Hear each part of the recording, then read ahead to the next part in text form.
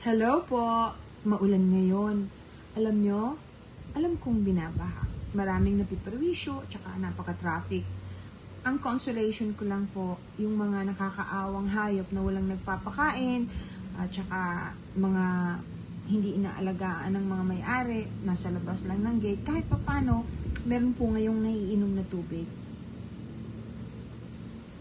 Mag-a-update po ako sa inyo tungkol dun sa astro traveling class ko na katatapos lang at yung energy healing na class ko. Ang dami pong amazing things na nangyari. Highlights ang ikukwento ko sa inyo.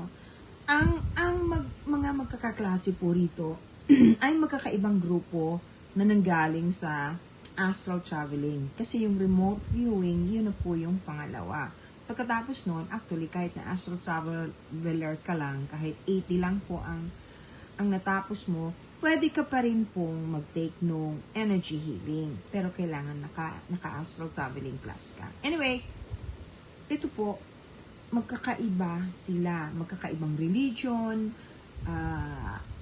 yung iba hindi magkakakilala, meron pong galing sa ibang. Yung isa, piloto, kadarating lang umuwi rito, galing sa LA. Yung isa, basta po magkakaiba ang pinanggagalingan nila. Ano po?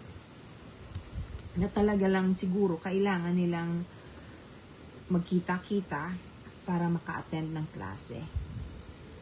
Alam niyo ba ang amazing dito? Yung mga hindi po kasi common nag-attend ng class ay naniniwala ng 100% na kaya nilang gawin yung mga tinuturo ko at saka yung test. Marami po dyan, hindi naniniwalang mangyayari yon. Ang nakakatuwa at nakaka-amaze, it never fails to amaze me. Even me ha, ako na po ang nagtuturo. At saka let's face it, it makes me feel very proud pagka na-perfect nila yung pinapagawa ko sa kanila. Ang ibig sabihin po niyan, kasi kung remote viewer ka, kailangan makita mo yung lugar o yung bagay na pinatitingnan ko sa'yo. Ito'y bagay na may takip o hindi nakikita o hindi mo alam kung ano. At lahat kayong mga estudyante ay pare-parehong titingin dito para malaman ko kung ano yung kakayahan, kung ano ang makikita.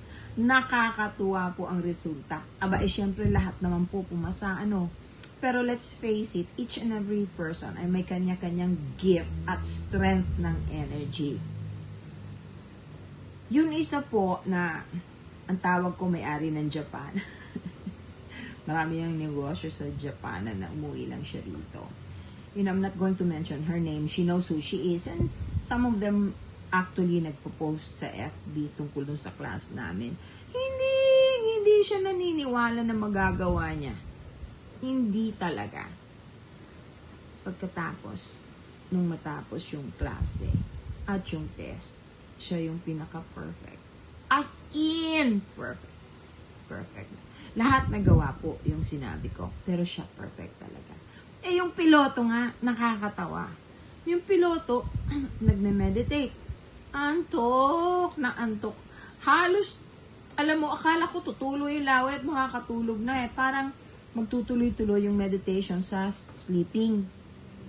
Alam niyo ba, nung mag-test kami nung energy ng kamay, kasi kailangan makita ko kung gaano kalaki yung energy na nasa kamay niya, kung para alam ko kung saan niya pwedeng gamitin, at saka yung strength and weaknesses ng bawat estudyante ko.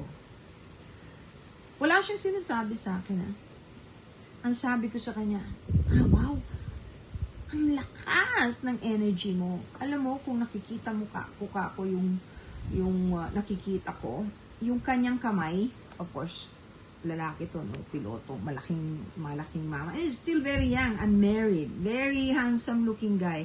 My boys are very good looking, yung mga estudyante ko, nakakatuwa. Anyway, yung kamay niya, may lumalabas na parang apoy dito. Tapos yung kabuuan niyan, yung energy field, Eh, yung layman's term, yung mga ordinaryong tao kasi, ang tawag aura. Yung energy field ng kamay niya, ang laki.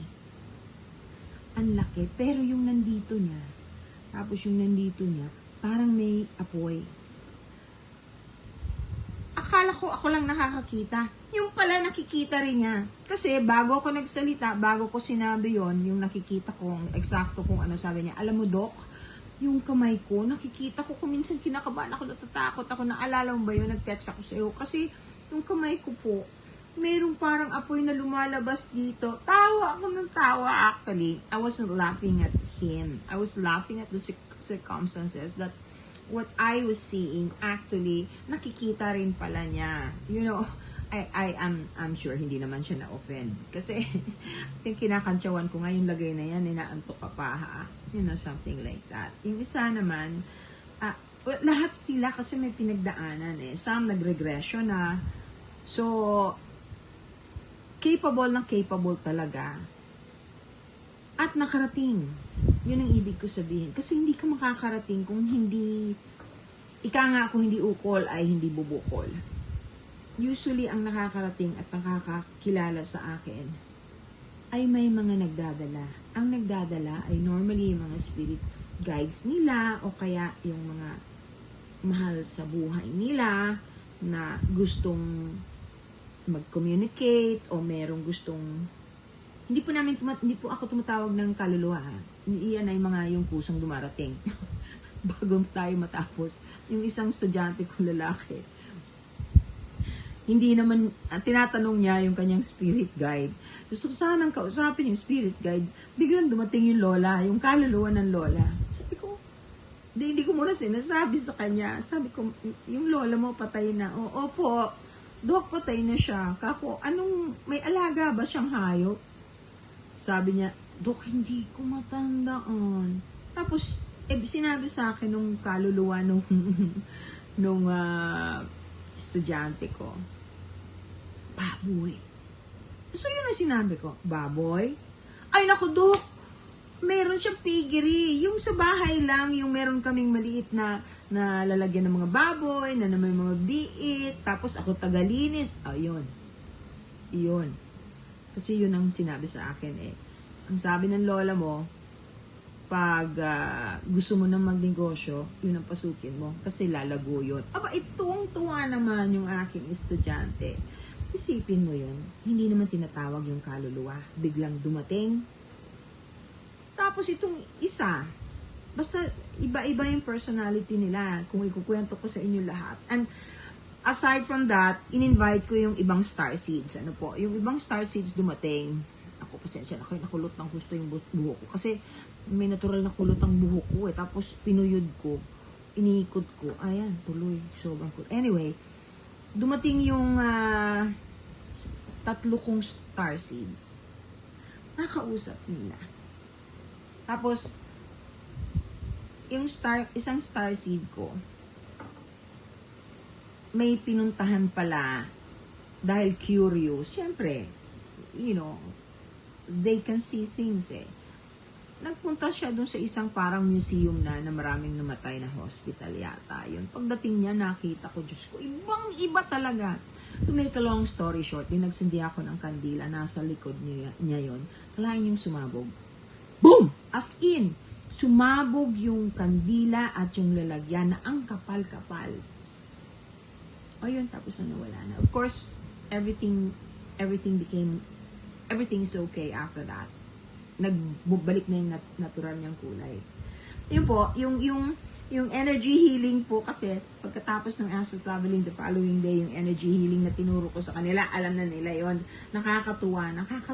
Kasi, nag-standby yung ibang star seeds ko, nakakausap ng astral traveler, at saka, they became very, very excited. I wanted to share this, kasi, nakakatuwa eh.